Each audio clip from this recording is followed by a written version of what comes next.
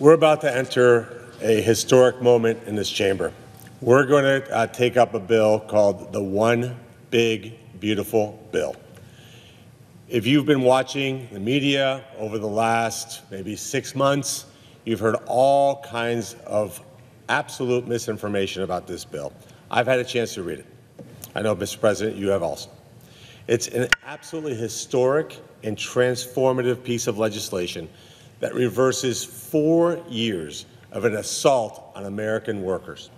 Let me just give you some of the facts. These are indisputable facts, and I want everybody watching this to remember this as you listen to probably what's going to be 30-plus hours of complete nonsense from the other side. So let's start with number one.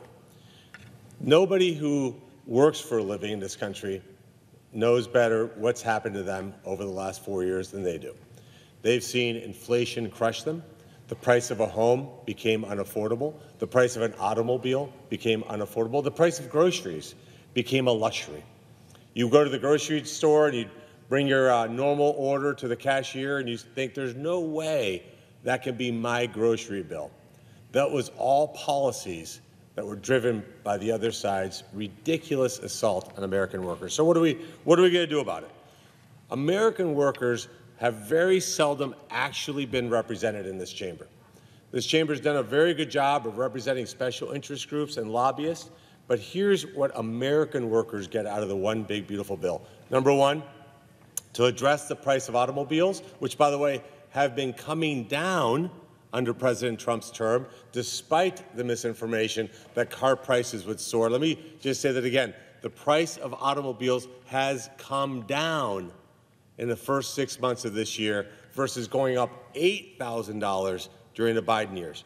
So what are we doing to make even it more affordable to own an automobile? We're going to allow full deductibility of any interest paid on car loans if the car is made in America.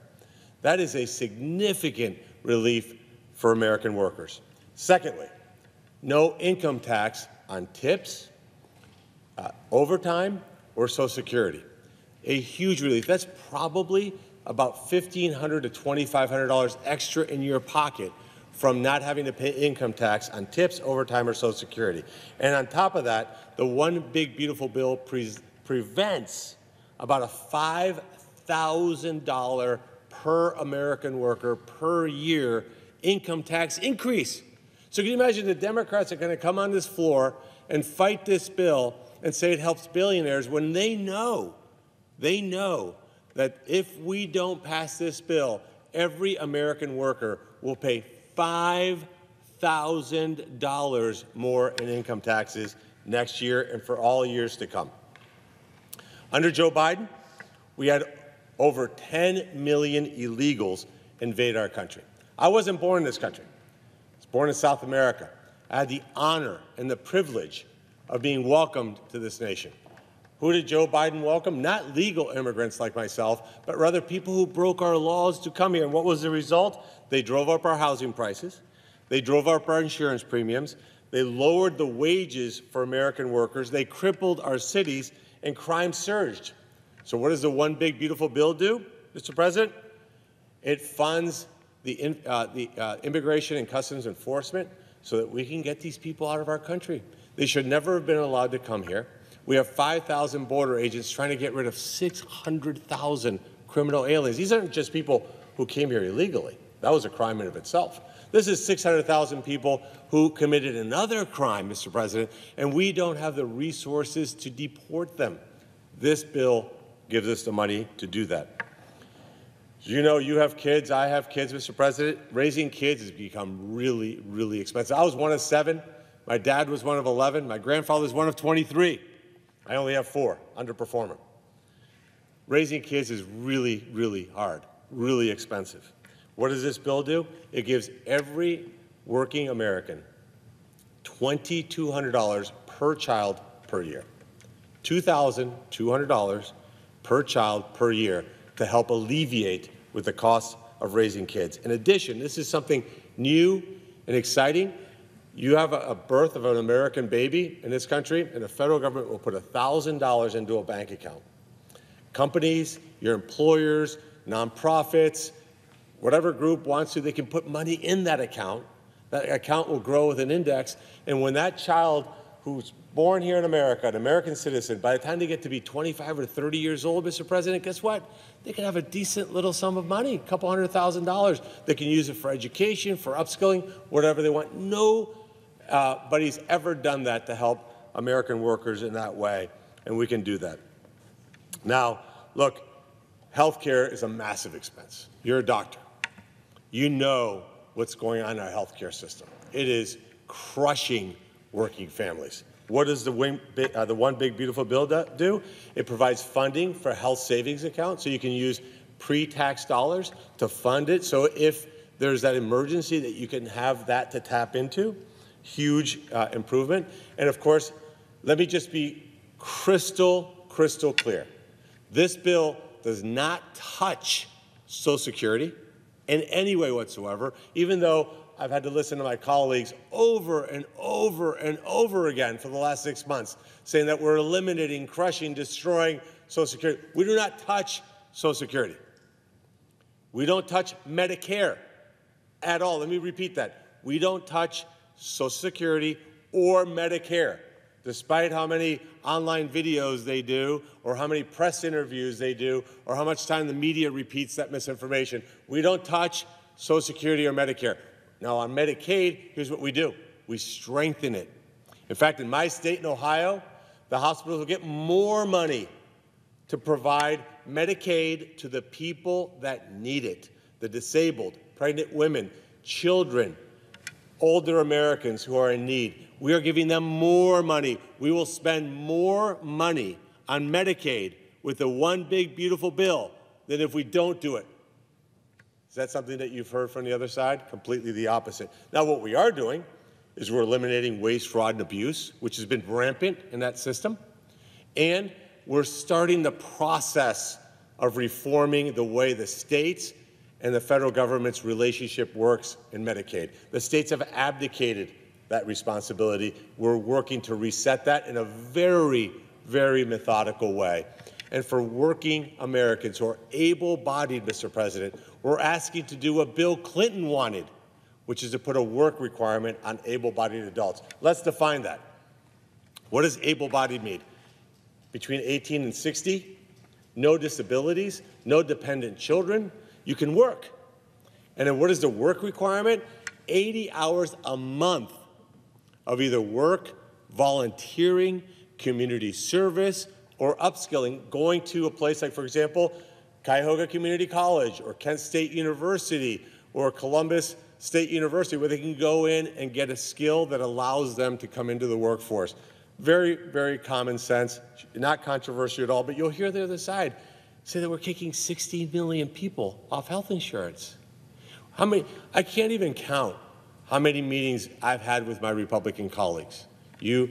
As you know, Mr. President, we meet quite often, hundreds and hundreds of meetings. And our North Star, the center of gravity for our party, is how do we help Americans? See, putting America first means that we're going to put our resources to help American citizens. The other side, they want to give hundreds of billions of dollars to illegals. They want to have states be able to take that Medicaid money that's for American citizens and give it to people who shouldn't even be in this country. That doesn't even pass the common sense basic test. So what the One Beautiful Bill does is it strengthens Medicaid for generations to come. I'm very proud of that part of the bill. That's not, as the infomercial would say, but wait, there's more. Biden and the radical Democrats made the world more dangerous. Turn on the TV. Any day of the week for the last 4 years, every part of the globe was more dangerous because of the weakness of Joe Biden. The One Big Beautiful Bill makes a historic investment in our military. Our military was demoralized, depleted, stretched too thin, out of basic equipment. We invest in that. What's happened already? Record recruitment. In fact, the gentleman that worked with me on the campaign, Robbie Brooks, he can't listen to this because he's in basic training with the Marines. He met Secretary Hegseth in my office. In fact, my entire office gave him a standing ovation when he came in to talk to me during his nomination process. Robbie was so inspired by Secretary Hegseth that he came to me the next day much to my dismay, because Robbie was a great member of the team, and said, you know what? I never thought about it in my life. I'm 24 years old. I'm going to go be a Marine because I love this country. That's what we're doing. An historic investment in our military and in our Coast Guard. The drug cartels are bringing all kinds of illicit drugs, not just through land, but now through sea, and we're making certain that we have the resources to protect our mainland. And as anyone who's flown lately, especially those of us who come to Washington, D.C. every week, you fly, you know the delays, you know what's going on with our air traffic control system. This air traffic control system should have been addressed years ago, well before you and I got here. Decades, honestly, before you and I got here. This should have been dealt with. They talked about it. Every Secretary of Transportation, every president talked and acknowledged that our air traffic control system was a mess and it needs to be modernized. What does the One Big Beautiful Bill do? It makes an historic investment in our nation's air traffic control system, something that will help every American. That's what this bill does. Now, here's the last piece. My Democrat colleagues will talk about how this adds to the deficit, which is factually inaccurate. Actually, for the first time in my lifetime, we have a bill before Congress that will reduce spending. We've never seen that. They passed something called the Inflation Reduction Act that blew a hole in our deficit, did the exact opposite of reducing inflation. In fact, inflation went up. Let me give you an example of what that bill did, Mr. President, because I don't think this has been well reported. If you're a multi-millionaire, in fact, they like to talk about billionaires now because most of them, by the way, are millionaires. I'm not sure how that happened. That's a different conversation for a different day. But they like to talk about billionaires. You could have a billionaire walk into a Rolls-Royce dealership. A billionaire walk into a Rolls-Royce dealership, buy a $500,000 Rolls-Royce, and decide to lease it, and the Democrats gave that billionaire a check for $7,500 to offset the cost of that Rolls-Royce. Now, what does a $7,500 credit do for you in a Rolls-Royce? Well, the umbrella that comes in the door is $12,000. Doesn't quite cover the cost of that. The monograms on the headrest are about $5,000, so you can cover that with the $7,500. You won't cover anywhere near the cost of the audio system. It's $22,000. Think about how sick that is. They come on the floor and say that we're helping billionaires when they're giving $7,500 checks to people who lease these kinds of cars. It's sick. What are we doing? We're getting rid of all these green new scams. We're cutting the budget deficit. We're finally putting fiscal responsibility. It's the reason, Mr. President, why in the last 6 months, here's what we've seen. Inflation has never been lower. Gas prices are way down. Egg prices are way down. The stock market is at a record high. Remember the stock market that the Democrats were saying it was going to be 1932 all over again just 60 days ago? Record. Not record this year. All-time record. All-time record. Now, they said tariffs were going to destroy the economy. Not true. And this One Big Beautiful Bill does all of these things and reduces our deficit. What's holding us back? Why can't we pass this piece of legislation that helps working Americans? I'm old enough to remember when the Democrat Party was a party of the working class. This is the kind of bill that most Democrats would have advocated for 20, 30 years ago. The center, the North Star, the guiding post for this bill is, does it help our middle class? Does it help working Americans? This bill does that in the ways that I just outlined.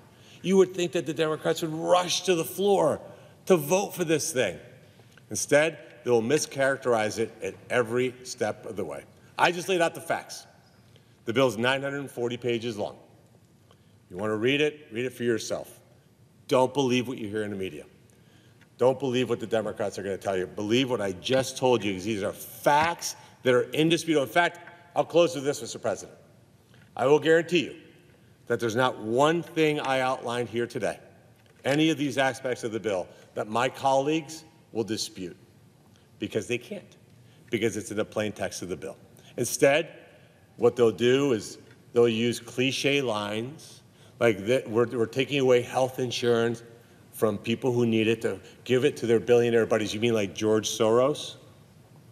You mean like the founder of LinkedIn, who funded all kinds of nonsense, those billionaires, right? Look, you want to find the center of gravity today for the Democrat Party? Go to Martha's Vineyard, where the average price home is $30 million. That's their North Star. What's our North Star, Mr. President? Communities in your state, communities in my state, like Chillicothe, Ohio. That's the center of our gravity for our party. It's a new party. I'll acknowledge that. The Republican Party of today is not the party that I knew 20 or 30 years ago. And it was a mistake that we weren't thinking about the working class the way we are today. But here we are, on the verge of passing one big, beautiful bill. Now, look, if you're an American watching, I can see why you're confused. If I were somebody who was reading, for example, in my hometown newspaper, the Cleveland Plain Dealer, if I read that all day, I'd probably think something different, because it's all propaganda from the other side. I just laid it out. I would challenge anybody in the media, anybody listening to this, any of my Democrat colleagues, to come out here on the floor and go line by line with what I just said and tell me what I just said is not true. This is what this bill is all about. I am so proud, Mr. President, that I had the honor of even being a tiny part of putting a bill that is so historic and so transformative. I urge all my Republican colleagues, every single one of them, to come out here on the floor. Let's get the motion to proceed going. Let's get the bill passed. Let's get it back to the House. To my House colleagues, come back, get this bill done, and let's celebrate July 4th with the greatest bill ever passed by the United States Congress. With that, I yield.